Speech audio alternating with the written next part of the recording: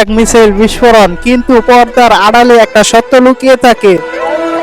যুদ্ধ শুরু হলে সবচেয়ে বড় ক্ষতি হয় সাধারণ মানুষের। একটা মিসাইল যখন আকাশ চিরে আসে, তা শুধু একটি বিল্ডিং ভাঙে না, ভাঙিয়ে দেয় একটি পরিবারের স্বপ্ন।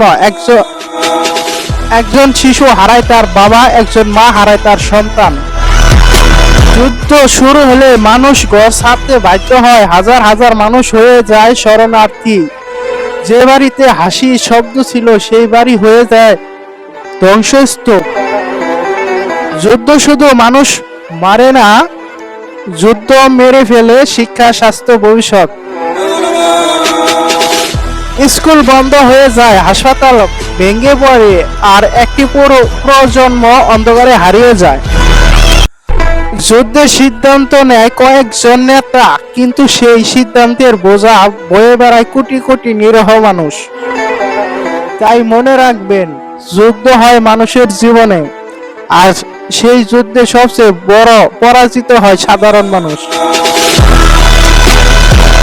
কারণ যুদ্ধের পরে মাটি জয় হয় না, মানুষই হারিয়ে যায়।